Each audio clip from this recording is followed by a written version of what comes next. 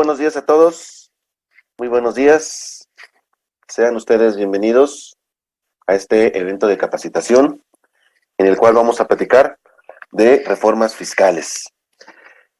Vamos a iniciar con nuestro curso. Vamos a iniciarlo desde ceros, desde el inicio. Como ustedes saben, se les extiende una disculpa. El día de ayer, lamentablemente, la red de Telmex se cayó en muchas partes de la República y bueno, pues efectivamente donde estábamos conectados el servidor también fue afectado y desde luego no se pudo concluir y al inicio del evento pues hubo una serie de intermitencias. Por lo tanto, bueno, pues nos vamos a permitir iniciar el curso desde ceros. Vamos a comenzarlo y vamos a terminar el mismo horario a las 2 de la tarde, a las 12 del mediodía. Vamos a hacer un receso de medio tiempo, de igual manera, esperando que San Telmex no diga lo contrario y no suceda lo del día de ayer. Y bueno, pues comentarles que fue una causa totalmente ajena tanto a su servidor como a Caficón, que es el organizador de este evento. Entonces,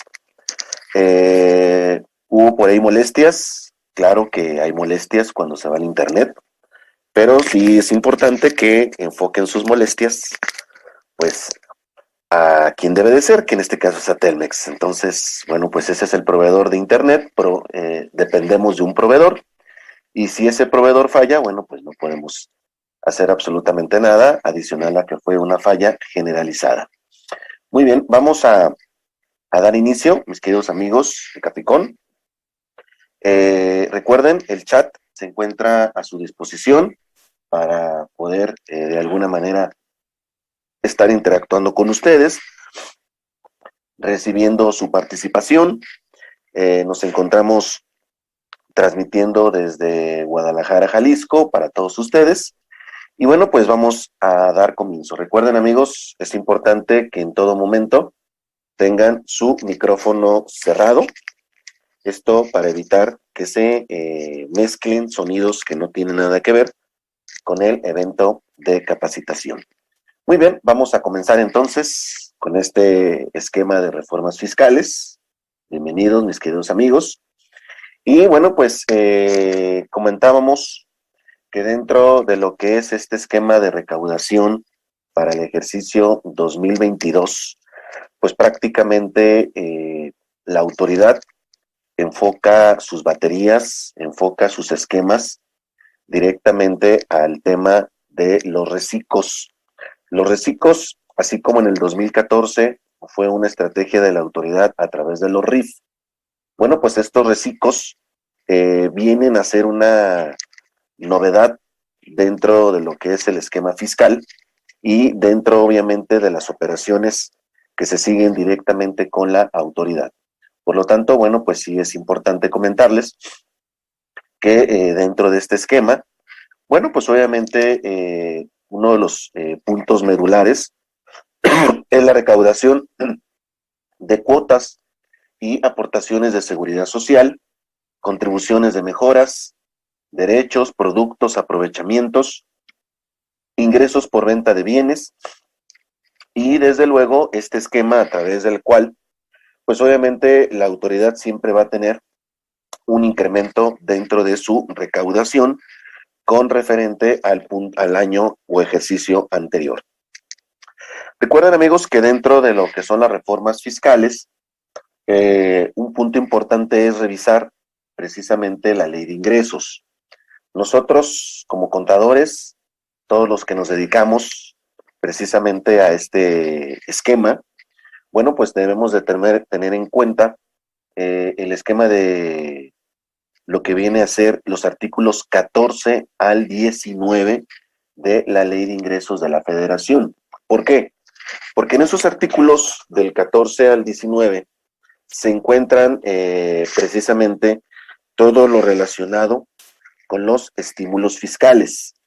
En este caso, los estímulos para el 2022 tienen pues una pequeña variación, realmente son muy idénticos a lo que practicamos en el 2021. Seguimos teniendo estímulos para transportistas, para el régimen de coordinados, para las donatarias, para los no contribuyentes, para los coordinados. Entonces, desde luego, para las personas morales agapes, continúan pues prácticamente operando de la misma manera que se venía realizando con el ejercicio 2021.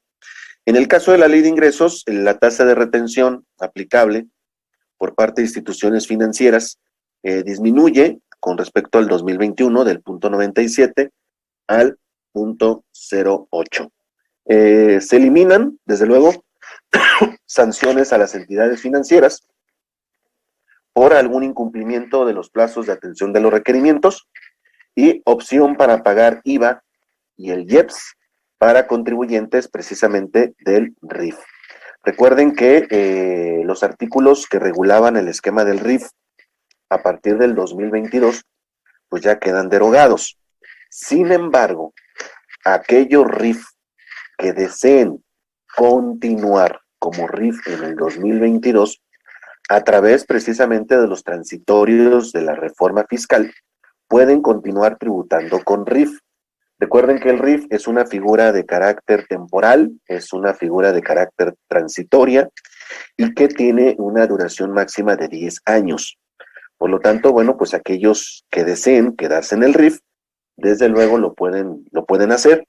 Recuerden que el aviso ya está, lo emitió la autoridad hace un par de días, y ese aviso se debe de presentar a más tardar el 31 de enero de este 2022, con el fin de confirmarle a la autoridad que ese contribuyente desea quedarse precisamente como RIF. Entonces, bueno, pues esa es una labor que desde luego se viene realizando. Bien, en el caso de lo que es la continuación de la ley de ingresos, pues obviamente hay un esquema de modificación en el artículo 39 para todos aquellos que tienen ingresos provenientes de utilidades por hidrocarburos, del 54% que tenían que pagar el año pasado, en el 2021, bueno, pues se modifica al 40%, ¿sí? Son parte, recuerden, realmente no hubo tanta modificación con el tema de los estímulos para el 2022. Algo importante, comentábamos el día de ayer, y que esto sí vale la pena, el Seguro Social podrá celebrar acuerdos de coordinación con los gobiernos de las entidades federativas. Recuerden que esto lo habíamos comentado en el sentido de que el Seguro Social, a partir de este año, desde luego tiene la facultad de poder realizar un convenio con los gobiernos de los estados. ¿Para qué? Para que ejerciten y realicen un procedimiento en contra de algún contribuyente donde pues por alguna situación la subdelegación o la gente de auditoría del IMSS pues no se logra contactar con el contribuyente o no logra dar con él, o de alguna manera pues obviamente se convierte esto en una situación donde necesita el apoyo del gobierno estatal, y entonces puede notificar, puede requerir, puede mandarle avisos a un contribuyente a través del gobierno del estado. Les comentaba el día de ayer que es importante que estemos en contacto con los clientes, porque si un cliente nos dice, oye, pues fíjate que vino alguien de la recaudadora y pues me vino a traer un documento del IMSS, pero ¿verdad que eso no procede? Bueno, a partir del 2022 eso sí procede. Sí se puede llevar a cabo este tipo de pues convenios entre el IMSS y los gobiernos estatales y municipales. Esto también para que lo tengan en consideración dentro de lo que es su agenda fiscal. Bien, vamos a irnos directamente con el Código Fiscal de la Federación, amigos. El Código Fiscal de la Federación, les comentaba el día de ayer, tuvo más de 120 artículos que se modificaron para el 2022. Realmente ya lo hemos platicado aquí y en otros foros, que ya prácticamente el Código Fiscal, pues ya más que fiscal, parece más bien fiscal y penal. Cada vez le incrementan más sanciones y bueno, pues obviamente esto genera una inquietud dentro de lo que son los empresarios. Pues obviamente se generan nuevas multas, se generan nuevos escenarios, donde pues obviamente el contribuyente tiene que estar muy al pendiente de algún tema de embargos, de algún tema de alguna notificación, de algún tema inclusive penal, y bueno, pues hay que siempre darle seguimiento cada año a las modificaciones del Código Fiscal. Les comentaba que vamos a iniciar con Código Fiscal. De Código Fiscal nos vamos a impuestos sobre la renta y ya para terminar nos vamos con generalidades de los FDIs y nos vamos un poquito con el tema de IVA y de IEPS y desde luego algunos comentarios finales de la reforma fiscal de este 2022. Entonces, vamos a iniciar como primer plato fuerte con el esquema del Código Fiscal de la Federación.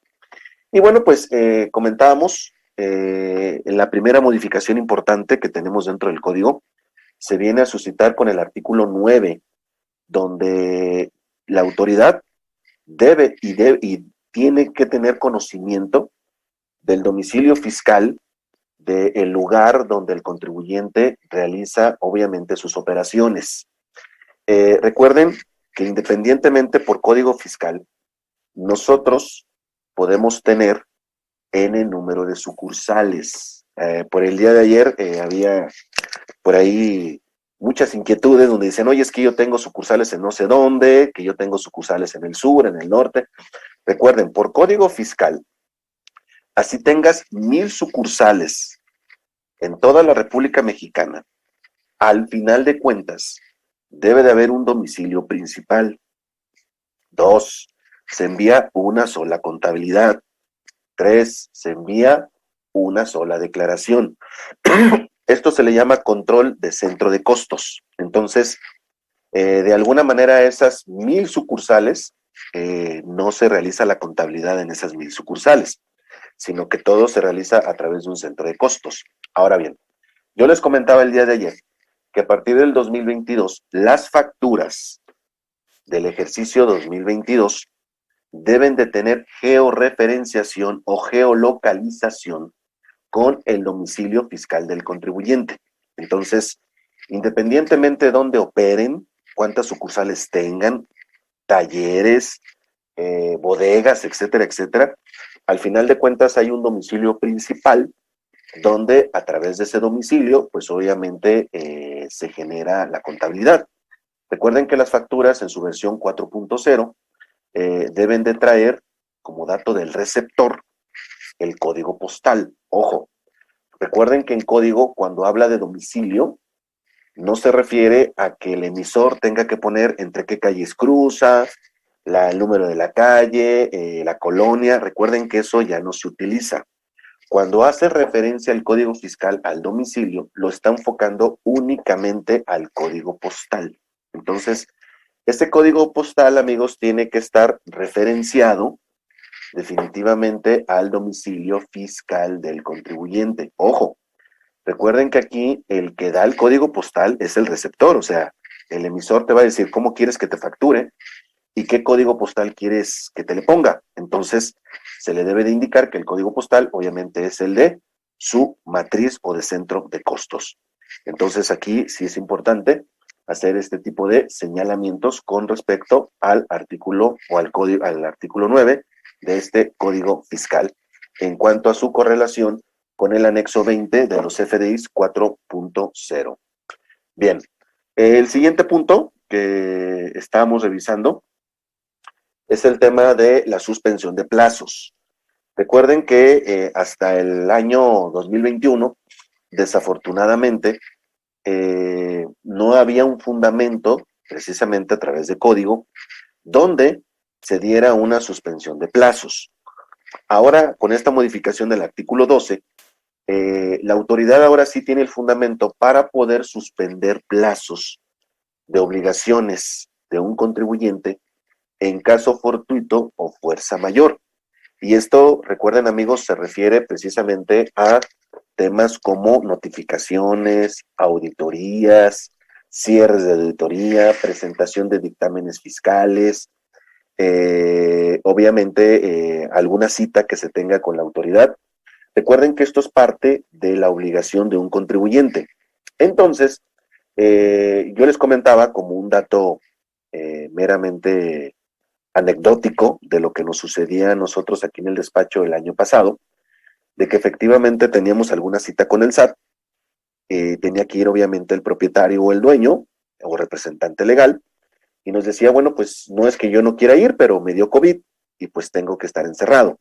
Entonces, este tipo de temas, pues obviamente efectivamente son de causa o fuerza mayor.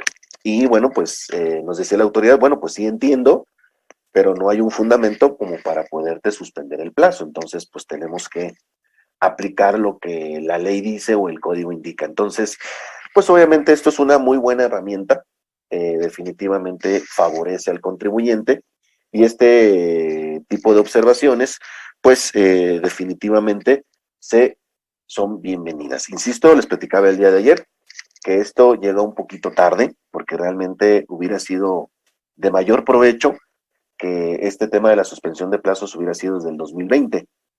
Pero bueno, ya lo tenemos en el 2022 y hay que utilizarlo como se debe. Entonces, bueno, esto precisamente para que lo consideren. Bien, para este 2022, amigos, todo lo que es el tema de fusiones, escisiones, transmisiones de capital, son de los puntos más revisados por la autoridad en este 2022. Obviamente, para poder encaminar o para poder proceder a una determinada fusión o escisión, pues obviamente hay que justificar ante la autoridad y esa justificación y materialidad se llama razón de negocios, es decir, que no hagas una fusión o una escisión meramente para efectos fiscales, sino por situaciones meramente de negocios como tal, ¿sí? Entonces, obviamente, podríamos indicar que dentro de estas operaciones, pues si el cliente cae en alguna fusión o en alguna escisión, bueno, pues hay que hacer la justificación de por qué lo estamos realizando. ¿Esto por qué, amigos? Porque durante mucho tiempo, les comentaba, desafortunadamente, hay muchos contribuyentes que han venido utilizando fusiones y escisiones con el fin de realizar alguna simulación o realizaban alguna escisión o alguna fusión de empresas que a veces no tenían operación, que no existían, empresas fantasmas. Y esto, bueno, pues la autoridad lo ha venido detectando y bueno, pues ahora sí vamos a tener que justificar que si tiene o no trabajadores, si tienen o no, obviamente, alguna instalación, por qué se están fusionando, por qué se están escindiendo, y nos van a pedir la información de 5 años anteriores a la fusión o la escisión, y también tenemos que estarle presentando información de los 5 años posteriores a esas fusiones o escisiones. Ojo, amigos, dentro de lo que es este tema de fusiones y escisiones, se encuentra la obligación de dictaminar los estados financieros. Yo les había comentado que durante mucho tiempo las fusiones y las escisiones, pues obviamente no le llamaban tanto la atención a la autoridad y ahora inclusive ya nos piden un dictamen que también después de la reforma del 2014 estaba un poquito olvidado el tema del dictamen y ahora en esta reforma del 2022 pues obviamente es mucho más agresivo, ¿sí? Obviamente ahora se encamina a otro tipo de actividades y desde luego que viene generando, pues obviamente una mayor atención. Dice aquí Estrada, ¿con qué documento puedo amparar un caso de fuerza mayor? Fíjate, Estrada, no, si me pides que te responda un documento en específico, no te puedo decir un documento en específico porque el mismo código no lo especifica. Lo que sí tienes que hacer es, obviamente, demostrar y amparar ese causo de fuerza mayor. Te voy a dar un tema. Oye, Miguel, por ejemplo, si tu cliente no puede ir a una cita porque le dio COVID, ¿qué tienes que hacer, Estrada? Bueno, pues tienes que reunir la documentación de la prueba que salió positivo, evidenciar que el cliente está en una imposibilidad médica de poder atender, vas a demostrar que es el único que puede ir, porque a lo mejor el SAT te va a decir, oye, ¿por qué no vino otro representante? Ah, mira, aquí está el acta constitutiva, donde es el único representante, es el administrador único, es el único dueño, evidencia médica de que le dio precisamente el COVID. Entonces, cada caso, Estrada, es totalmente diferente. Entonces, no puede haber un documento único para los casos de fuerza mayor. Acuérdate, causa de fuerza mayor, pues son situaciones de carácter fortuito. Entonces, pues obviamente aquí hay que probar o amparar con esos documentos efectivamente por qué no se le pide a la autoridad que se haga una suspensión. Entonces, no hay un documento así que me digas, oye, ¿qué documento ocupo? Pues no lo hay, Estrada. Entonces, dependiendo del caso fortuito o fuerza mayor, es como vamos a armar la documentación probatoria. Pero no hay, el código no indica exactamente un documento así, ¿vale? Bien. Vámonos aquí con el artículo 15b. El artículo 15b obviamente está muy relacionado con el 14, donde se llegan a dar transmisión de capitales sociales en una decisión. Concepto de decisión de sociedades, referencia al capital social, acorde con lo dispuesto al artículo 228 de la Ley de Sociedades Mercantiles. Ojo, ¿qué es lo que sucedió con este tema del artículo 15A? Que el SAT, bueno, pues identificó operaciones destinadas a la transmisión de pérdidas con atributos fiscales. Es decir, realmente se hacían transmisiones de capital, pero meramente con beneficio fiscal, meramente con la intención de atraer algún tipo de pérdida fiscal y no realmente con el objetivo de hacer una transmisión por temas de negocios. Entonces, bueno, pues de igual manera, tanto las fusiones como las escisiones, son de los puntos más revisados para este ejercicio 2022. Entonces, si ustedes me preguntan, oye Miguel, de una transmisión o una fusión o una escisión de años anteriores, ¿hubo algún cambio con el 2022? Sí, definitivamente. Temas de dictamen, justificaciones, materialidades, razones de negocios y desde luego tener que dictaminar esos ejercicios 5 años posteriores. Entonces, bueno, pues la autoridad le pone ahí un seguro para poder verificar de alguna manera que la transmisión, fusiones y escisiones, pues obviamente son de carácter auténtico y no con el fin de caer en algún tipo de simulación. Bien, en este artículo 15b tenemos el derecho de imagen. Yo les había comentado que el derecho de imagen, bueno, pues son aquellos contribuyentes que de alguna manera, pues tenían alguna ganancia, tenían alguna utilidad por la explotación misma precisamente de sus imágenes. Últimamente, en los últimos, ¿qué les puedo decir? 3, 4 años, ha habido una serie de contribuyentes, digamos, nuevos, que obviamente ya se dedican a este tipo de operaciones, ¿no? O de ingresos, como es las redes sociales, subir videos, etcétera, etcétera. Entonces, yo les comentaba que hace 3, 4 años, pues era de alguna manera la autoridad no sabía decirte pues en qué teníamos que enfocar los ingresos de este tipo de contribuyentes y bajo qué supuesto, pues obviamente teníamos que darle el tratamiento fiscal. Fíjense, en países como Japón, Estados Unidos, Canadá, el tema de los ingresos por derecho de imagen están regulados de hace 10 o 15 años. Y nosotros apenas en el 2022 llegamos a implementar que una persona que tiene ingresos por estos conceptos se le debe dar el tratamiento de regalías. Entonces, bueno, siempre como que andamos un poquito retrasadones en temas de noticias y de actualización fiscal con respecto a otros países.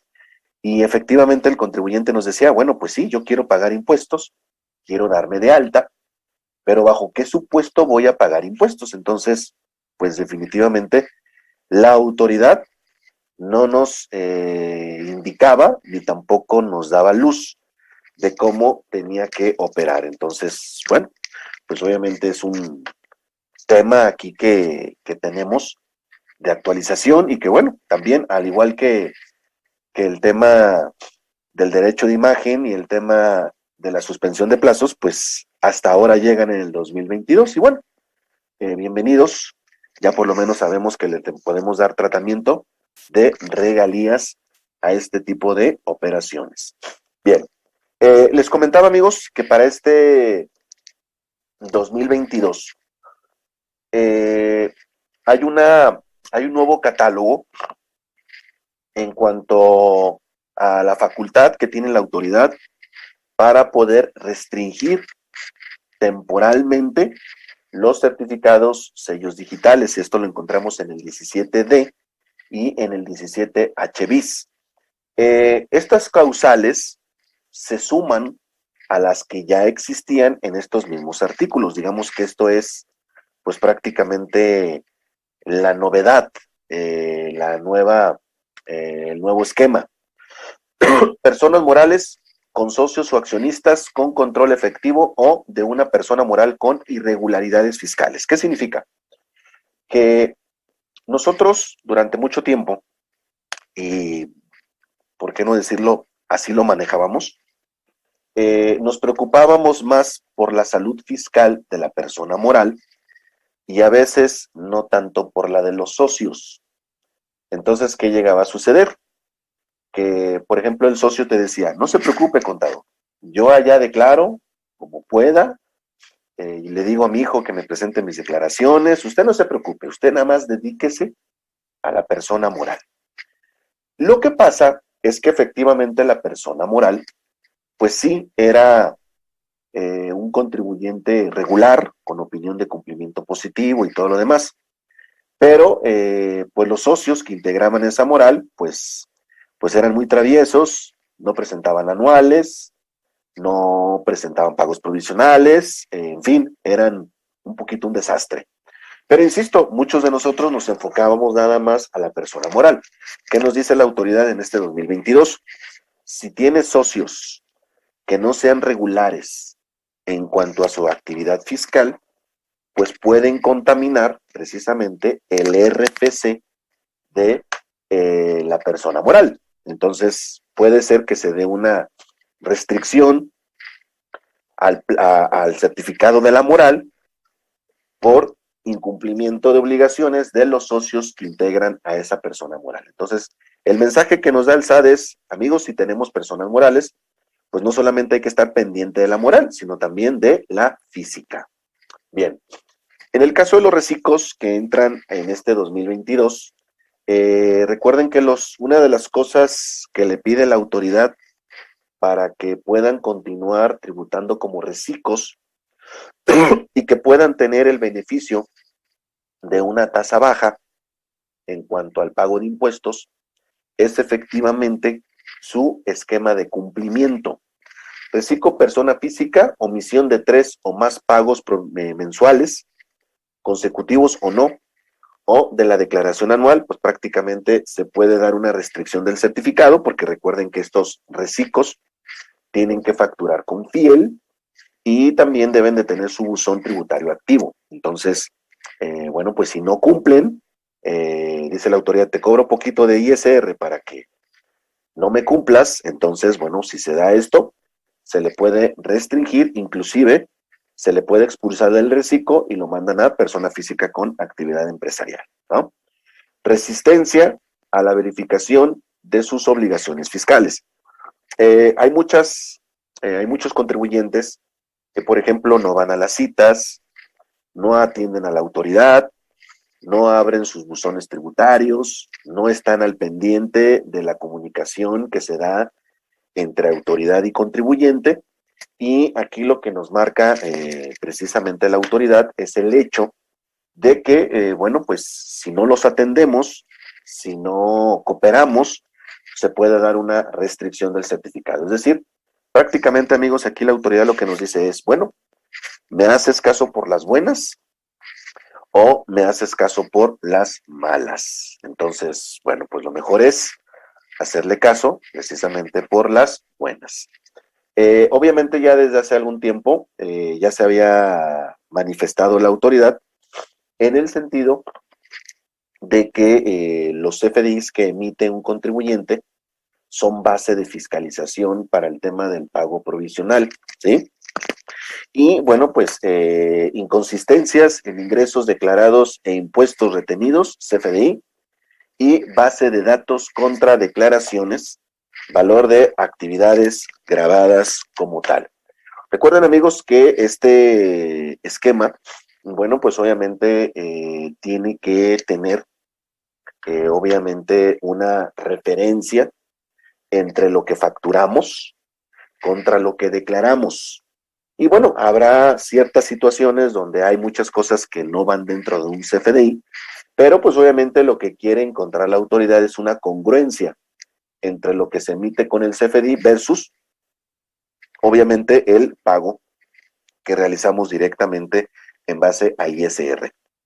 Importante comentarles que en el caso de reciclos, tanto persona física como persona moral, pues prácticamente van a trabajar en base a precargados en el caso de la persona física. Entonces, todo lo que haga la persona física en cuanto a CFDIs, pues se va a reflejar directamente en el pago provisional y desde luego en el pago anual. Entonces, ayer les comentaba que hay que tener mucho cuidado con los CFDIs, con los reciclos físicas, porque si facturan de manera incorrecta, pues obviamente los pagos provisionales y al igual que el anual, pues van a ser también incorrectos. Si se da alguna situación, amigos, donde la autoridad efectivamente, bueno, pues obviamente tenga una restricción y nos mande un aviso, recuerden que el contribuyente va a tener 40 días hábiles, todos los plazos que se encuentran referenciados a código siempre van a ser en base a días hábiles. Entonces, en cuanto la autoridad nos aplique alguna de las situaciones del artículo 17D y 17H, recuerden que tenemos un plazo de 40 días para poder atender a la autoridad y desvirtuar o aclarar cualquiera de estos puntos. Obviamente, amigos, si en 40 días hábiles el contribuyente no acude, no atiende, no aclara, pues obviamente la autoridad se le está dando pie para que realice la restricción ya definitiva. Recording in progress. La cancelación definitivamente del certificado sello digital. Entonces, obviamente que hay que tener mucho cuidado con este tipo de operaciones. ¿Sí? Bien. Hasta aquí, amigos, ¿alguna pregunta? ¿Cómo vamos? ¿Alguna pregunta? ¿Todo bien? ¿Cómo vamos, mis queridos amigos de Caficón?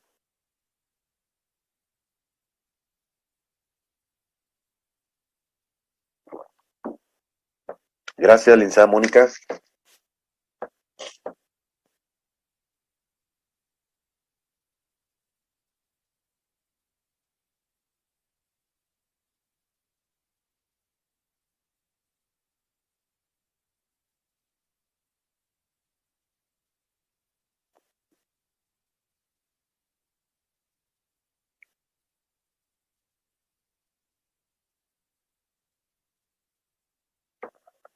Dice por aquí, conta 1, Dice, buenos días, tengo una duda.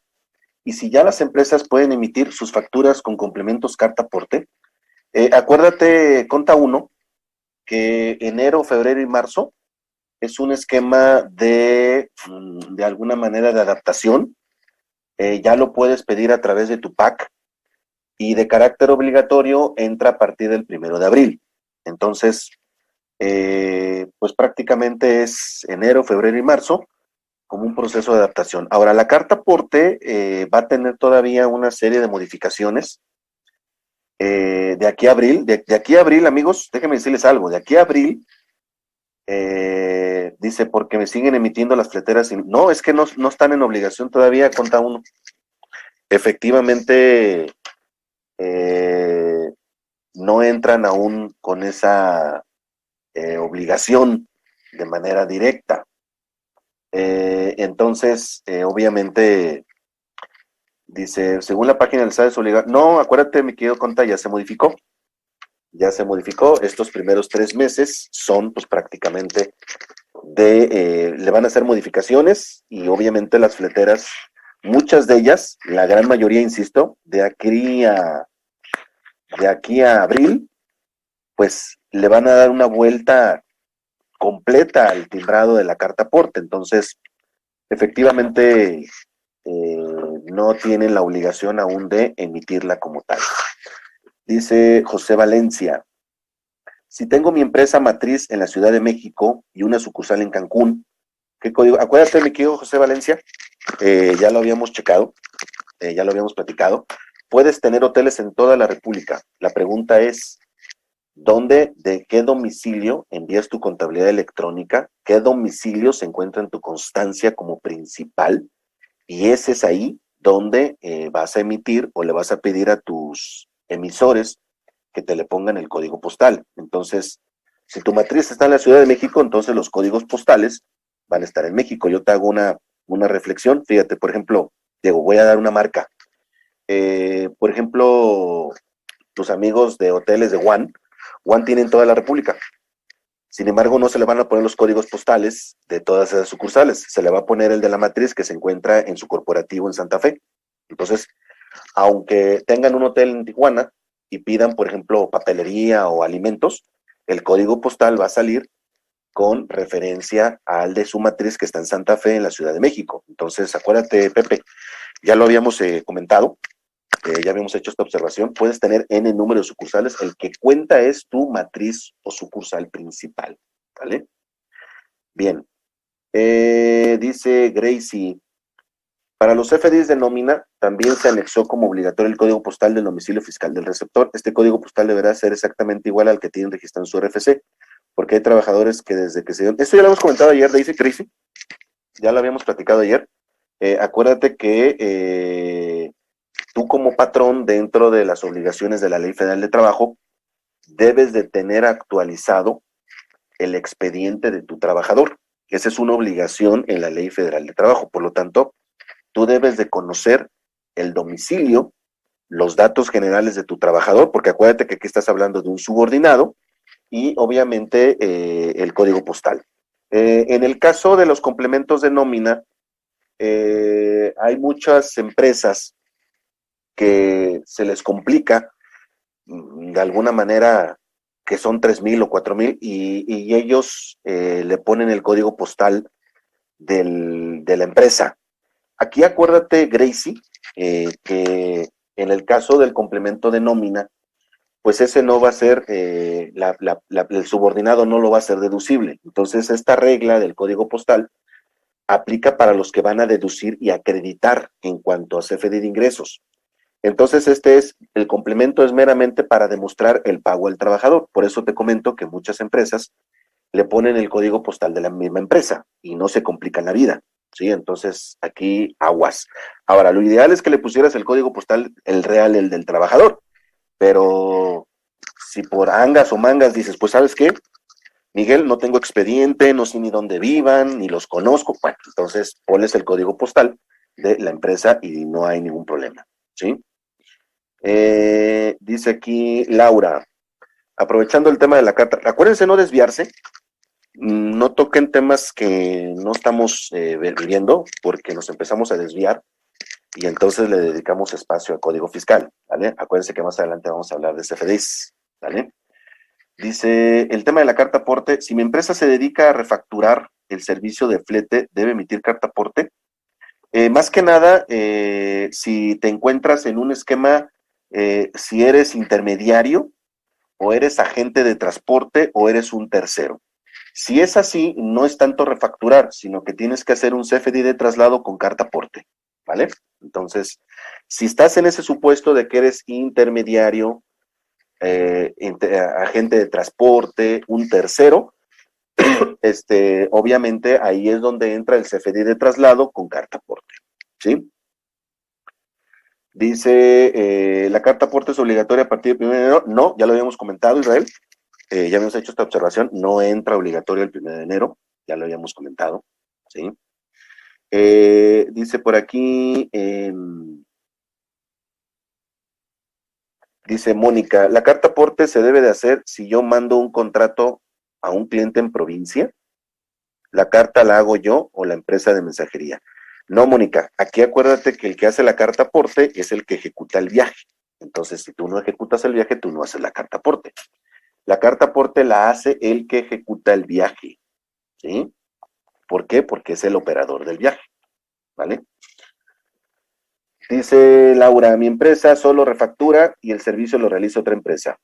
Acuérdate, Laura, ya lo habíamos comentado, si estás en un esquema de intermediación, gestoría, tercero, ese tipo de esquemas son los que hacen un CFDI de traslado con carta aporte. Yo no le llamaría refacturación, porque realmente no es una refacturación, esa es una intermediación. Revisa tu contrato y si eres agente de transporte, intermediario, gestor o tercero, si estás dentro de esas modalidades, haces el CFDI de traslado con carta aporte, ¿vale? Bien. ¿Están metiendo mucho el CFDIs, amigos? Se me están desviando del tema, ya nos estamos saliendo del temario peligrosamente, entonces recuerden que vamos a tener una sección de CFDIs y con todo gusto revisamos, porque si no, estamos hablando de código y nos salimos precisamente del orden del curso. Entonces, vamos a continuar con código, mis queridos amigos de Caficón, no se salgan del tema, ¿sí? Vamos con orden. Y terminamos código, viene una sección de CFDIs, vamos a platicar de reciclos, entonces no se preocupen, hay muchas cosas que platicar ustedes y yo, pero sí es importante que llevemos un orden para que no se vea el curso como que explicamos una cosa y atendemos cosas diferentes. Entonces, vamos dándole orden, mis queridos amigos de Caficón, y ahorita terminamos con código y hay una sección de CFDIs, desde luego. Fíjense, devoluciones, cómputo de plazos y facultades de comprobación, artículo 22, 22C y 22D. Fíjense, les comentaba que dentro de lo que es el artículo 22 del código, hay por regla, por artículo, nos tenemos que esperar 40 días para que se tramite la devolución como tal. En esos 40 días, efectivamente es lo que debemos de esperar de alguna manera para que sea atendida en tiempo y plazo la devolución. En esos 40 días, la autoridad tiene todo el derecho de solicitar información adicional a el tema de la devolución, que en este caso la autoridad cuenta con 20 días hábiles para poder, obviamente, pues pedir documentos o evidencia que apoyen precisamente la devolución. En este sentido, yo les comentaba que hay dos cambios con los artículos 22 precisamente del Código Fiscal. Fíjense, ¿cuál es lo relativo a estos cambios que vamos a ver para este 2022? Número uno, ya no existen los contribuyentes certificados. Recuerden que había una modalidad que eran A, AA y AAA, así como las pilas, Y esos contribuyentes certificados tenían derecho a aplicar una devolución en un plazo no mayor a los 20 días. Eso ya no existe, eso pues prácticamente ya no opera. Ahora bien, ¿cuáles son los contribuyentes que sí tienen un beneficio para que se haga una devolución en un tiempo menor? Bueno, aquí hay una categoría de contribuyentes que en este caso son los agapes, personas morales. Tenemos también a lo que son los contribuyentes que se dedican a vender, producir, comercializar productos a tasa cero. También están los que se dedican a producir, comercializar, vender productos farmacéuticos, y aquellos que tienen una devolución de IVA producto de la adquisición de un activo fijo y donde el activo fijo fue mayor el IVA acreditable es mayor en un 50% por la sola adquisición del activo, y entonces, pues obviamente tenemos el beneficio por devolución de activo fijo, de IVA, de tramitar una devolución, y esta familia de contribuyentes se les puede devolver en un plazo no mayor a los 20 días. Entonces, de alguna manera son los contribuyentes de alguna forma especiales, ¿sí? Y que obviamente pues tienen un tratamiento preferencial para efectos de las devoluciones. Entonces, bueno, pues si tienen ahí contribuyentes que se encuentren con esta fisonomía, bueno, pues obviamente hay que indicarles que tenemos todo el derecho a que la autoridad nos devuelva en menos de 20 días. Bien. El otro punto es el artículo 23 del Código Fiscal, donde tenemos los saldos a favor que puede llegar a tener un contribuyente para efectos de autocorrección. ¿Qué significa esto, amigos? Bueno, cuando un contribuyente tenga un saldo a favor, digamos, de ISR o de IVA, puede aplicar ese saldo para poder cubrir o poder pagar algún crédito fiscal o que se realiza alguna autocorrección, inclusive de ejercicios anteriores. Entonces, digamos que es como la compensación universal que teníamos hace algunos años, pero nada más para efecto de poder corregirse o poner al día al contribuyente. Obviamente, si en este 2022 nos sale un saldo a favor de ISR y queremos matarlo con IVA del mismo periodo, pues obviamente eso no es posible. Pero sí para poder hacer la autocorrección. Entonces, bueno, pues aquí lo que puede llegar a suceder en este 2022 y que vale la pena comentarlo, se pueden dar casos, amigos, donde nos dice la autoridad, bueno, pues traes un crédito fiscal del 2018, me debes 50,000 pesos, por diferencias en retenciones de ISR, y te dio un saldo a favor de IVA de 100,000 pesos. Entonces, nos puede decir la autoridad, bueno, 100 menos 50 que me debes del crédito fiscal, nada más te voy a aplicar los 50, es decir, como una especie de cobrarse a lo chino. Pero bueno, al final de cuentas, pues es una realidad que el contribuyente tiene una devolución, y también es una realidad que el contribuyente tiene un saldo a cargo. Entonces dice la autoridad, bueno, pues antes de que te esté devolviendo impuestos, primero te tienes que poner al día.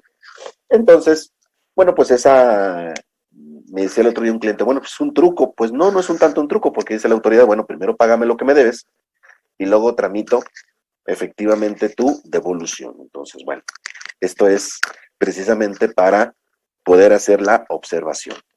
Bien. Les comentaba, amigos, se modificó el artículo 25 del Código Fiscal. Con todo gusto, dice Estrada. Ándale, estas preguntas me gustan porque tienen que ver. Muy bien, mi querido Estrada. Me gusta que pregunten lo que estamos viendo. Dice Estrada, ¿la autocorrección es únicamente con el tema de créditos fiscales? Pues obviamente el crédito fiscal es un ejemplo, Estrada, pero pues obviamente si traes una diferencia de auditoría, si traes algún saldo que no se haya cubierto de ese ejercicio o ejercicios anteriores, pues obviamente también no tienes que esperarte a que se haga que se convierta en crédito fiscal. Digo, al final de cuentas, si te están cerrando, por ejemplo, te voy a dar un caso también. O sea, el crédito fiscal fue un ejemplo, Estrada. Pero también te puedes decir, oye, me acaban de terminar una revisión profunda, sucede de que le debo 100,000 pesos de ISR, pero en este mes de enero me van a devolver 500,000 pesos de IVA. Entonces le puedes decir a la autoridad, bueno, ok, acepto esos 500 que tengo de IVA, aplícamelos a mi diferencia de esa revisión profunda y los aplicamos. Entonces, no necesariamente tienes que esperarte a que sea un crédito fiscal, Estrada. Simplemente fue un ejemplo para dar idea del esquema de autocorrección, pero al final de cuentas son cualquier saldo que tú tengas en contra con la autoridad, lo puedes aplicar contra un saldo que tengas a favor de este ejercicio. Entonces, es simplemente para darle forma al ejemplo, mi estimado Estrada. ¿Sí? Bien, estimado o estimada, porque no sé si es hombre o mujer la persona que anda ahí.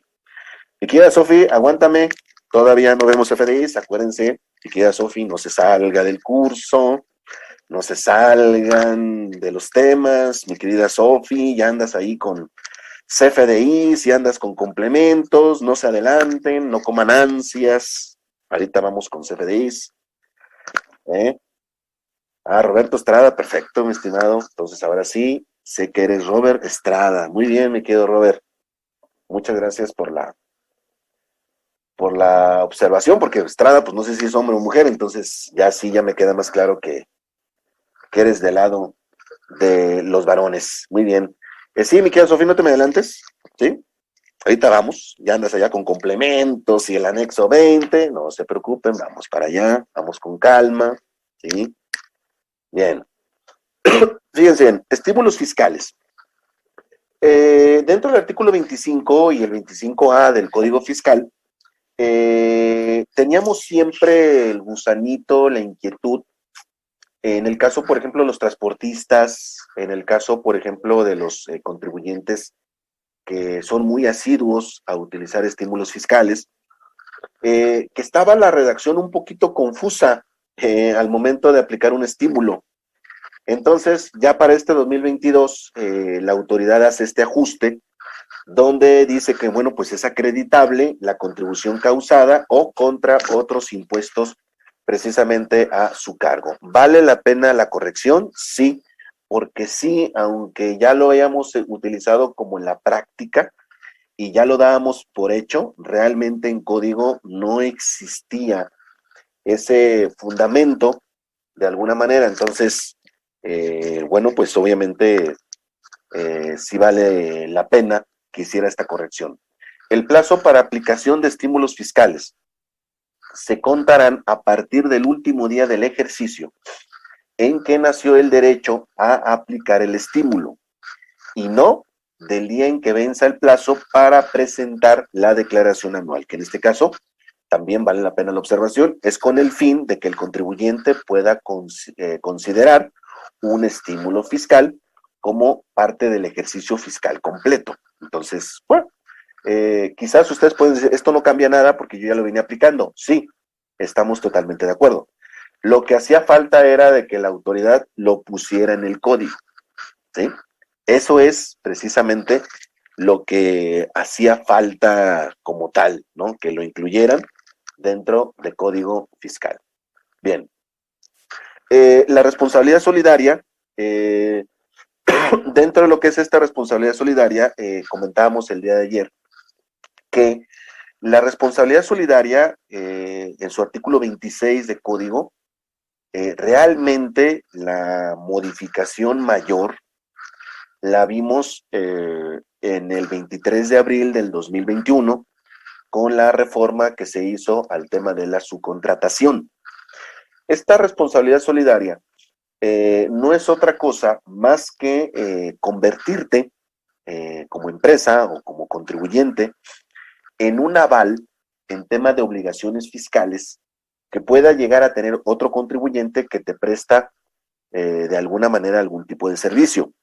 En este caso, amigos, vale la pena comentar que, por ejemplo, en el artículo 26 de código, con referencia a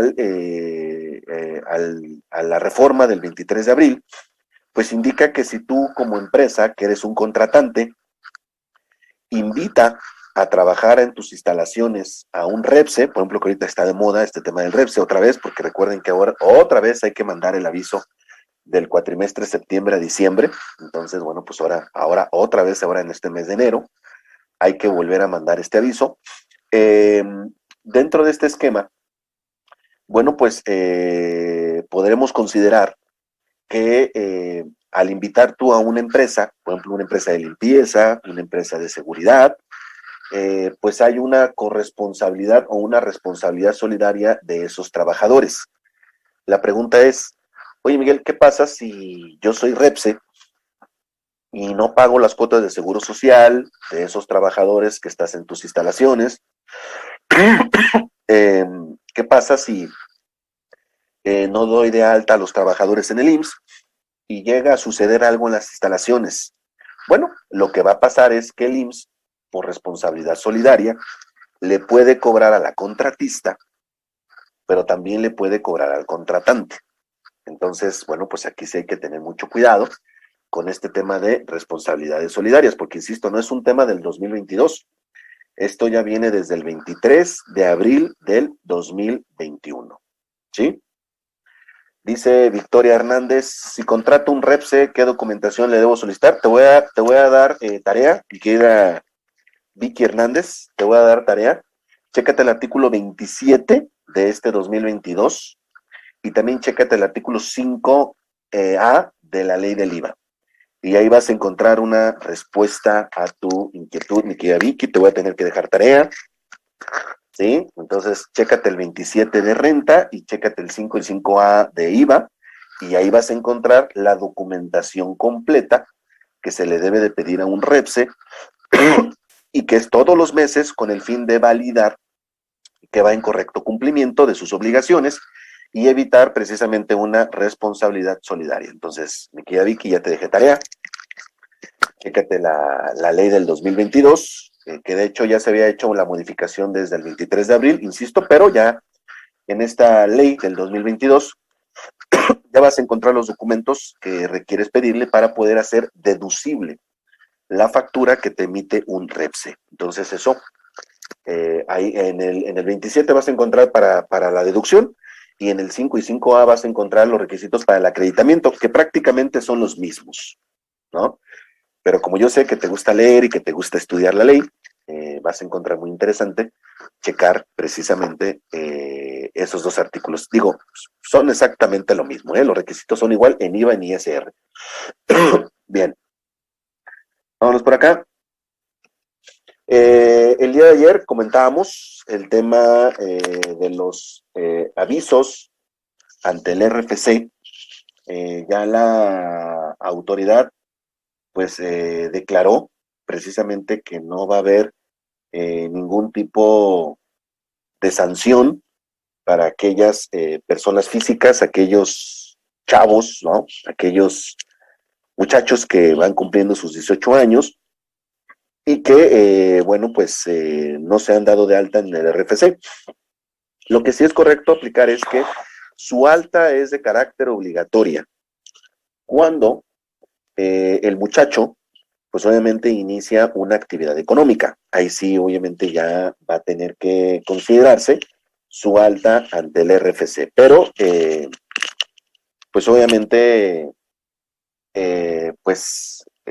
no es que saquen su INE, cumplan 18 años, le den, soplen la velita del pastel y al siguiente día tengan que sacar cita ante el SAT. Realmente eso ya lo comentó la autoridad fiscal. Entonces esto es en cuanto se dé algún tipo de actividad económica.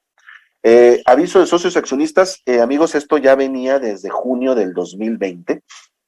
Recuerden que a la autoridad le interesa, pues obviamente, ubicar quiénes son los socios accionistas precisamente de una persona moral. Recuerden que nosotros como obligación pues en caso de que haya una baja de un socio, que fallezca, que venda sus acciones, que entre un nuevo socio, cualquier tipo de modificación que se llegue a dar en la participación accionaria de las personas morales, recuerden que tenemos que, obviamente, notificárselo a la autoridad. Entonces eso, pues prácticamente es una obligación. Facultad de cancelar o suspender el RFC sin actividad en 5 años. Ya lo habíamos comentado, de que aquellos contribuyentes que de alguna manera pues no presenten obligaciones, se encuentren como ilocalizables, no abran su buzón tributario, digamos, no dan signos de vida, bueno, pues en 5 años, pues obviamente la autoridad puede cancelar ese RFC. Recuerden, si tiene obligaciones fiscales pendientes, pues obviamente, pues eso se tiene que cubrir. O sea, una cosa es el RFC y otra cosa las obligaciones que generaron. Dice por aquí, ¿de qué manera se presenta el aviso de RFC? Mi querido Carlos, mi querido Charlie, te voy a dejar tarea, también a ti. Chécate el anexo 1A de la miscelánea fiscal. En la resolución miscelánea fiscal, en el anexo 1A, vas a encontrar el aviso, creo que es el, si mal no recuerdo, es el 153 diagonal código fiscal. Échale un vistazo a la miscelánea, pero se presenta a través de internet. El aviso lo vas a encontrar en el 1A de la miscelánea, ya está a tu disposición y lo mandas a través de la página del SAT, ¿sí? No es necesario que vayas al SAT para hacer estas actualizaciones, se pueden realizar directamente a los avisos del RFC, directamente a el tema de socios y accionistas, y eso lo vas a encontrar en el 1A. Entonces, mi querido Charlie, hay que checar todos los avisos de presentación de RFC se encuentran en el 1A, realmente no hay ningún truco, todo está en el 1A de miscelánea fiscal, ¿vale? Bien, facultad de georreferenciación del domicilio fiscal del contribuyente. Ya les había comentado hace un momento que platicamos del 9 del Código Fiscal, que obviamente la autoridad necesita conocer y ubicar de alguna manera el código postal que tenga referencia sus facturas contra el domicilio. Entonces, ahorita nos lo está plasmando así en código. Oye, Miguel, ahora algo muy importante, amigos. Oye, Miguel, si por ejemplo yo tengo mi matriz en la Ciudad de México y le pongo códigos postales de Cuernavaca y de Guerrero, ¿puedo hacerlas deducibles? Hasta el momento sí, porque no es un atenuante para rechazar la factura. Sin embargo, si lo hacemos ya de manera constante y recurrente y nos empiezan a facturar con códigos postales que realmente no tienen nada que ver, pues obviamente podemos generar una discrepancia. Y nos va a decir la autoridad, bueno, ¿y por qué te facturan con códigos postales de Guerrero o de Veracruz si tú estás en Santa Fe, en la Ciudad de México? Entonces, digo, para evitarse ese tipo de observaciones con la autoridad, es preferible que les facturen efectivamente con el código postal que corresponde a su domicilio y se quitan de problemas, ¿no? Dice Gavita Ramírez. ¿Pueden apagar los micrófonos? Ya lo saben, Gavita, ya lo saben. No te preocupes, no te enojes, no desates tu furia, no pasa nada. Ahorita los compañeros apagan el micrófono, ¿sí? Relax, relax, tomen su cafecito, estiren las piernas, no pasa nada, Gavita. Yo sé que aquí los compañeros te van a hacer caso, ¿sí? Y que desde luego te van a atender, no te preocupes, ¿sí? Hasta el momento no ha habido interrupciones, entonces, pues sí, ya saben que hay que cerrar micrófonos, ¿vale? Bien, aviso de cancelación, lo comentamos, aviso de cancelación por liquidaciones, contar con opinión positiva de seguridad social. Yo les había comentado, habíamos hecho la observación, mis queridos amigos, de que obviamente cada vez más vamos a empezar a observar y vamos a empezar a ver que la autoridad, para poder terminar un trámite, nos va a empezar a solicitar o nos va a empezar a cruzar con opiniones de cumplimiento de otras autoridades fiscales. Yo les comentaba el día de ayer que, por ejemplo, el REPSE es un clásico ejemplo. En el caso del REPSE, bueno, pues cuando tramitamos el REPSE nos piden opiniones del SAT, del IMSS y del Infonavit. Para efecto de una liquidación, nos van a pedir que estemos bien con la gente del Seguro Social. Y así, sucesivamente, vamos a empezar a observar que cada vez la autoridad, bueno, pues empieza o va a empezar a cruzar opiniones de otros. ¿Y qué es lo que va a pasar también? Que más adelante, cuando veamos, observemos que se hace un trámite con el IMSS, pues muy posiblemente van a empezar a sumar que tenemos que tener una opinión de cumplimiento con el SAT. Entonces, esto no se asusten, cada vez más, pues obviamente lo vamos a empezar a ver de manera más seguida, ¿sí? Dice, los recibos de la CFE en sucursales deben de venir el código postal de la matriz. No, mi querido tocayo, ojo, no se me confundan. La CFE hace su chamba y te dice, aquí está el recibo de este domicilio. No tiene por qué andar combinando códigos postales de otro. Ahora, cuando se genera la factura, si es a lo que te refieres, cuando se genera la factura, pues obviamente ahí sí se le tiene que indicar que el código postal que te tiene que poner ahí, pues es el de la matriz. Entonces, una cosa es el recibo de la luz de ese domicilio y otra cosa es cuando ya te llegan a facturar. Entonces, ahora te voy a decir una cosa, mi querido tocayo. Con los recibos de la luz, aquí pasa algo muy importante. Acuérdate que esas matrices, las debes de haber reportado ante el SAT. Es decir, acuérdate que tenemos oficinas, sucursales y matrices y bodegas. Entonces, con que hayas habilitado esa sucursal y que tenga conocimiento de ese domicilio el SAT, no es necesario hacer ningún movimiento con CFE, ¿sí? Hay que hacer las cosas más sencillas, mi querido tocayo, porque si te vas a meter al rollo de CFE, ahí te vas a encontrar con un montón de broncas. Entonces, si esa sucursal está reportada ante el SAT como una sucursal, no tienes que hacer ningún movimiento con CFE, ninguno.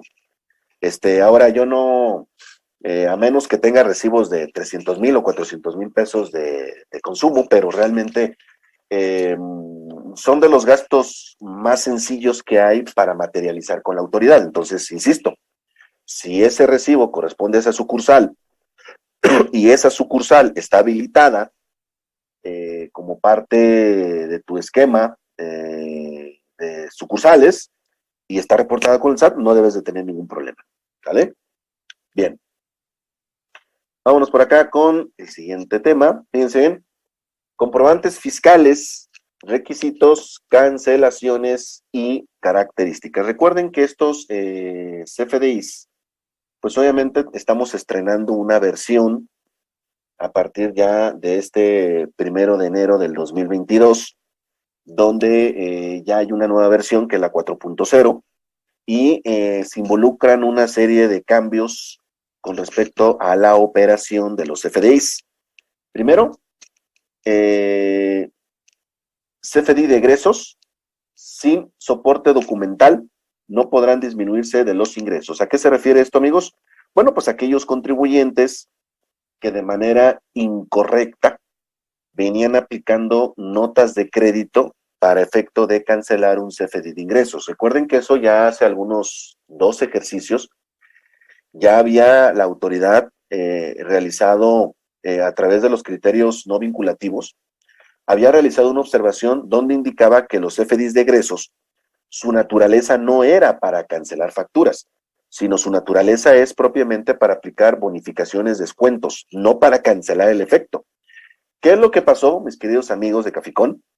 Que ese criterio no vinculativo, la gente, el contribuyente, se lo pasó por el arco del triunfo, no pelaron al SAT. Entonces la autoridad, muy bien, si no me haces caso por las buenas, entonces ahora me vas a hacer caso por las malas. Y ahora sí, el cancelar una factura de su CFDI de ingresos con una nota de crédito se considera una práctica fiscal indebida y definitivamente se puede dar lugar a una sanción. Entonces, no hay que utilizar notas de crédito para cancelar las facturas, ¿vale? Bien, datos adicionales, recuerden, nombre, razón social o denominación social y código postal. Recuerden, cuando hablamos de domicilio, la autoridad enfoca esto al código postal, no a la calle, el número, ese tipo de cosas. Nombre es obligatorio, o la razón social, y el código postal. Obviamente ya lo comentamos, aquí un poquito de lo que es el tema del código postal y su correlación con el artículo 9 del Código Fiscal. Cancelaciones de CFDIs, recuerden, solo podrán cancelarse en el ejercicio en que se expidan. Además, tratándose de CFDIs de ingresos, se deberá justificar y soportar de manera documental. Entonces, aquí recuerden que este tema de las cancelaciones, pues obviamente nada más se van a poder realizar dentro del mismo ejercicio fiscal, ¿sí? Dice por acá Fernando Herrera, ¿cómo se podrán cancelar las facturas del 2021 o anteriores? Igual, mi estimado Fer, acuérdate, son versiones diferentes. La ley no es retroactiva. Esas facturas que tú hablas son versión 3.3. Estas reglas son para la versión 4.0, ¿vale? Recuerda que esto no es retroactivo, ¿sí? Ojo. Entonces, ¿cómo se podrán cancelar? Al momento de que el sistema detecta que son versión 3.3, pues obviamente te permite realizar la cancelación con las reglas anteriores. Se pueden cancelar facturas de un mes a otro mes. Si son, acuérdate, Charlie, ojo, la 4.0 te permite cancelar dentro del mismo año, ni siquiera dentro del mismo mes, dentro del mismo año, ¿sí?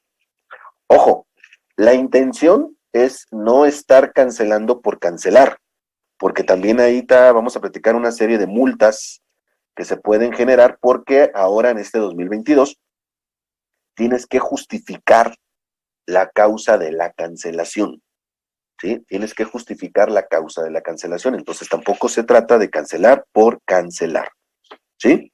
Recuerda, Charlie, que dentro de este esquema, los que sí, nada más van a poder cancelar dentro del mes, son los recicos, personas físicas y morales que hagan facturas al público en general. Esas sí tienen que ser o deben de, nada más te va a dejar cancelar dentro del mes. ¿Sí? Bien, dice Noé. Dice nuestro amigo Noé. A excepción de los coordinados y personas físicas, eso sí se pueden cancelar las facturas o estoy en mal entendido. Sí, mi querido Noé, estás mal entendido porque estas reglas son para todos. No importa que seas coordinado, no importa que seas agape, estas reglas son para todos, mi querido Noé. Dice por aquí Fernando Herrera, ¿qué haré con facturas del 2022 que no me pagaron en el año y después de uno o varios años la doy por incobrable? Pero no tienes por qué cancelar, Fernando.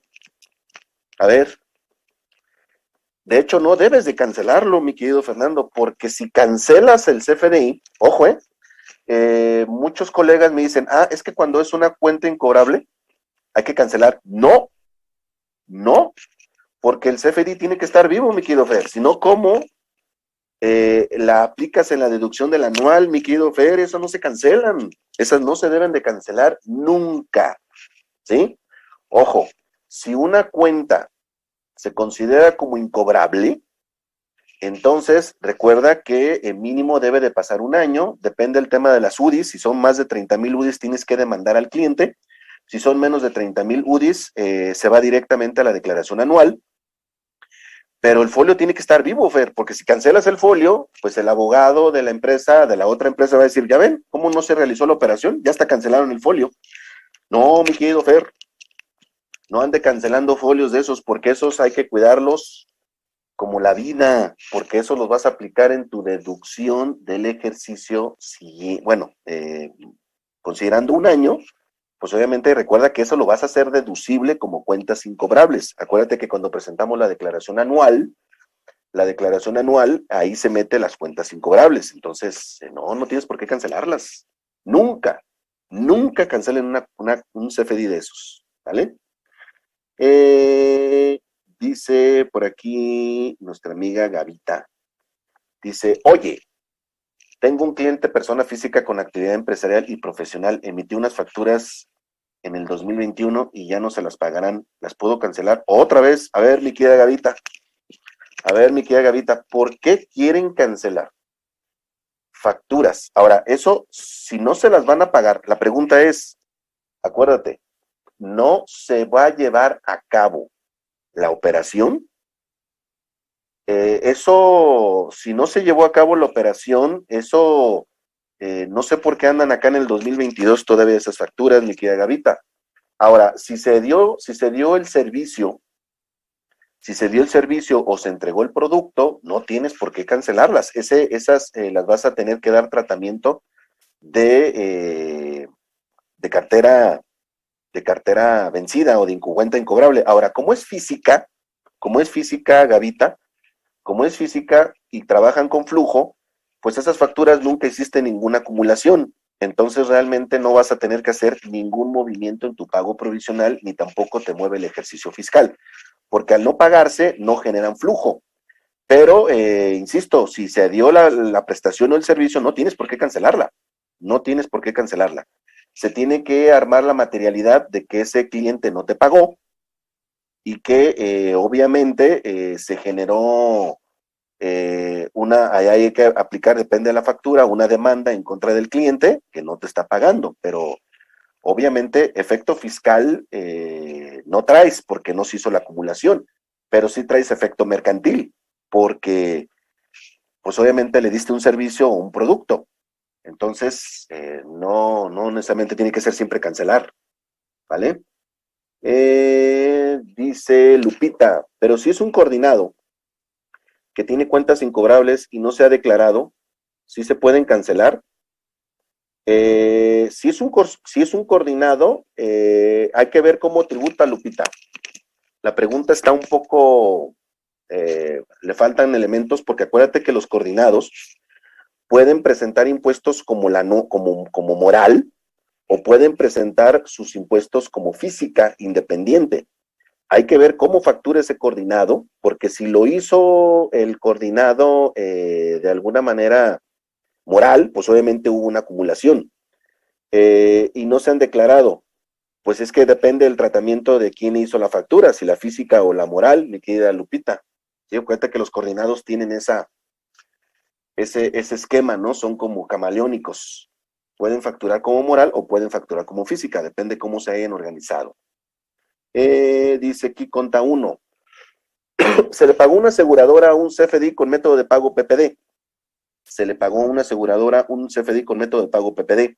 Ellos emiten su complemento de pago con forma de pago 03.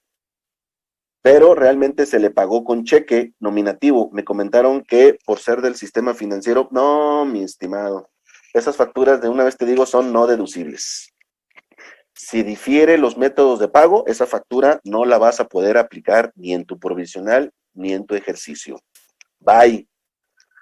Ya están sentenciadas. Acuérdense, cuando un CFDI difiere sus métodos de pago, no se puede deducir ni tampoco vas a poder acreditar. Vas a necesitar que te sustituyan esos o complementos o el CFDI de ingresos, pero así como está esa factura, así como lo narras, así como lo cuentas, no vas a poder deducir ni tampoco acreditar, ¿sí? Dice Héctor Guardado, en el caso de CFDIs de nómina, de PTU extrabajadores, si no cobran, ¿se cancela o igual se queda vivo? No, Héctor, aquí hay un error muy grave. No tienes que hacer CFDI si el trabajador no le has pagado, porque de hecho eso que tú comentas, estás haciendo una simulación fiscal. ¿Por qué es una simulación, mi querido Héctor? Fíjate, ya te descubrimos. Si haces un CFDI de nómina de una PTU, le estás diciendo a la autoridad que la PTU ya se pagó. Por lo tanto, tienes el beneficio de aplicar su deducción en el pago provisional. ¿Pero qué crees?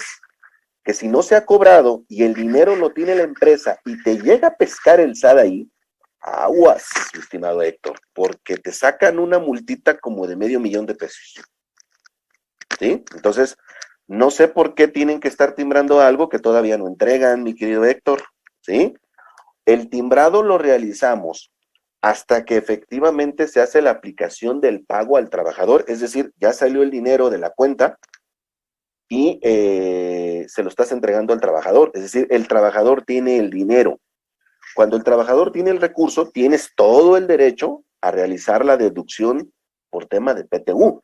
Pero eso que narras, si lo estás haciendo ahí de manera constante y regular, es una simulación fiscal. Y cuando aplicas PTUs para simular, híjoles, mi querido Héctor, como dice mi compadre, mejor no hubiera preguntado, ¿no? No, Héctor, no hay que hacer eso, ¿sale? Bien, dice por aquí nuestro amigo Charlie, ¿se pueden hacer un CFDI de devolución monto total de la factura? Pues si te devuelven toda la mercancía, por ahí en el anexo 20, Carlos, dice que tú tienes que tener la evidencia y la materialidad fehaciente de que cuando se aplica una devolución de productos, tienes que justificar por qué el cliente no se quedó con el producto. Y te dice el anexo 20, debes de dejar evidencia documental que al cliente se le hizo una propuesta para aplicar algún tipo de descuento o bonificación con el fin de no generar la devolución. Mi querido Charlie, las reglas cambian y en este 2022, si aplicas esto, te lo van a pedir. Entonces, yo no, bueno, al final de cuentas el cliente no te quiso el producto completo, está bien, pero tienes que materializarlo, ¿sí? Y tienes que dejar evidencia de todo esto. Entonces, pues obviamente no creas que a la autoridad fiscal le agrada que hagas un CFDI de ingresos y luego tumbas el ingreso con un CFDI de devolución completa. Obviamente eso, pues obviamente genera muchísimos problemas con la autoridad. Entonces, pues, no sé, ahí te lo dejo a tu criterio. Nosotros tratamos de que el cliente no caiga en esas y bueno, ya ahí sí tú ya tienes que ver con tu cliente, pero que lo puedes aplicar, pero hay que materializarlo al 100%, ¿sí? Bien, dice Sofía Natalie, en el 2022, en caso de tener error de escritura o método de pago y se cancela, ¿cómo se justifica la cancelación ante el SAT? Acuérdate, Sofi, que tienes algo que se llama sustitución de CFDIs. Acuérdate que tienes un elemento que se llama sustitución de CFDIs. ¿Sale? Entonces, pues obviamente es como efectivamente vas a justificar y vas a justificar con elementos propios de que te pagaron, por ejemplo, aquí el amigo que dice, me pagaron con cheque, me lo hicieron con 03, pues obviamente ahí vas a tener la materialidad para hacer la sustitución del CFDI. La sustitución del CFDI se sigue haciendo en el 2022. No es un tema prohibido, siempre y cuando tengas la justificación de esa sustitución. ¿Sí? Dice Gabriela Velázquez, pero si el cliente nos solicita que la cancelemos porque se hizo un como fue y nos pide que hagamos una con año en curso, Gaby, pues te van a multar, Gaby. Eso ya lo tienes que ver tú con tu bolsillo, con tu asesoría. Nosotros, con los clientes, ojo, Gaby, nosotros, y siempre se los he dicho en todos los cursos, nosotros, como contadores, somos los asesores, somos los consultores. ¿Qué significa ser asesor, Gaby? Asesor significa encomendarle, sugerirle a un cliente, evitar que el cliente caiga en situaciones de revisión fiscal o irregularidades fiscales. ¿Por qué, Gaby? Pues para eso tienen a un contador o un asesor. Entonces, yo siempre le digo al cliente, esto,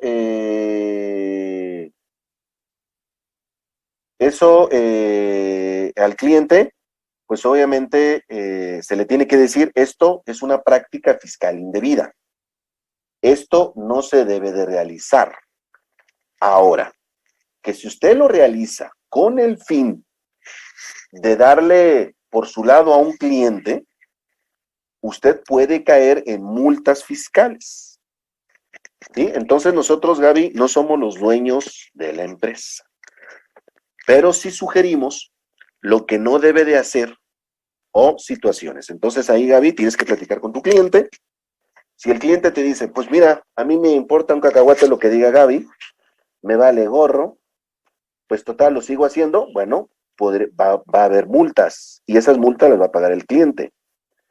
Ahora, que si tú le das un consentimiento y le dices, pues sí, hágalo, no pasa nada, ya me dijeron en un curso que no, pero yo le digo que sí, pues al final de cuentas, o sea, ahí es donde entramos en problemas, ¿sí? Porque cuando llegan las multas, mi querida Gaby, nadie quiere pagarlas. Entonces, bueno, pues eso te lo dejo totalmente a tu consideración, ¿sí?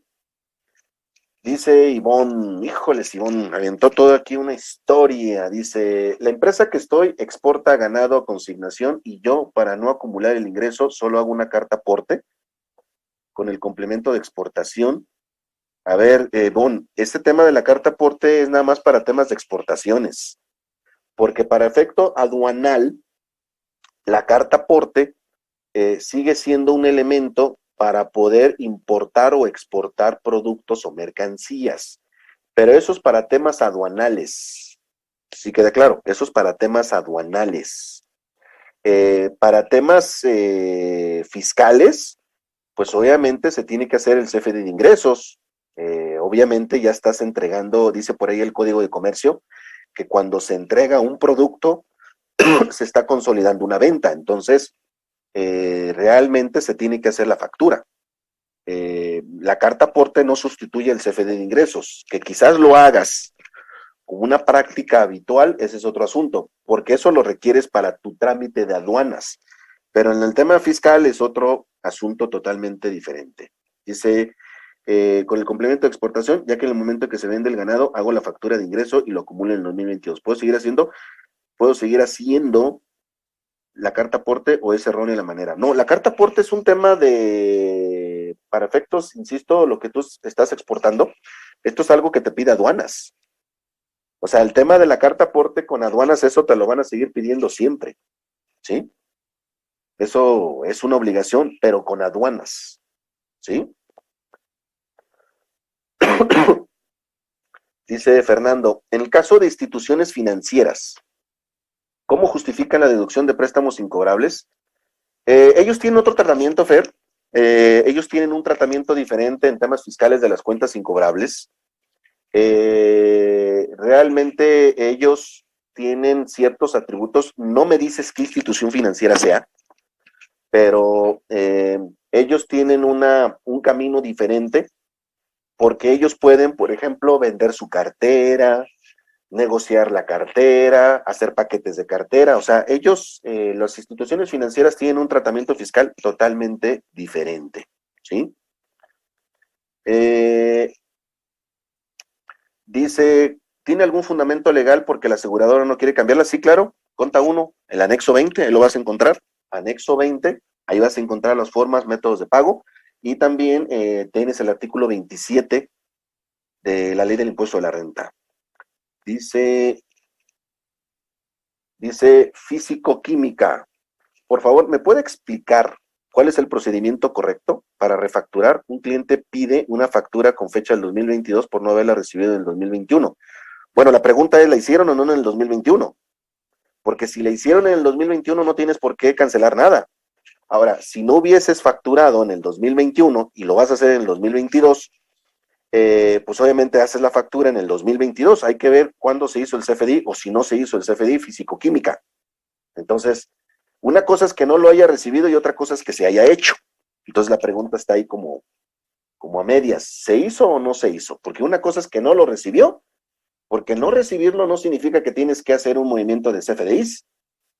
Él lo puede descargar de su repositorio o inclusive se la puedes compartir otra vez. O sea, ahí hay que ver si se hizo o no se hizo la factura. Dice, cuando elaboré una factura con método de pago PUE y no se paga en el mes, la debo de sustituir con una nueva factura cuando la paguen relacionada con la anterior. Tienes que hacer la sustitución de PUE, la cambias de PUE a PPD, no acumulas, bueno, depende que si es física o si es moral, haces el cambio de PUE a PPD, haces la sustitución y cuando te pagan en el siguiente mes, generas tu complemento de pago, ¿sí? Dice Gracie, mi cliente no me quiere pagar una factura de diciembre y me pide que lo cancele. No, porque eso ya es una práctica fiscal indebida, Gracie. Eso ya no se debe de hacer. Lo hubieras invitado al curso, hombre, mi querida Gracie. Inviten a sus clientes que no quieren hacer las cosas de manera correcta. No, esa no es una justificación para cancelar una factura, Gracie. Esa factura del 2021 le sirve perfectamente para que te paguen el 2022, ¿sí? Dice, cabe mencionar que la factura está emitida como PPD. Bueno, pues entonces no hay ningún problema. Cuando te pague en enero le vas a hacer su complemento. En enero hizo la deducción de ISR, la metió en el ejercicio 2021 y en el 2022 con tu complemento hace el acreditamiento.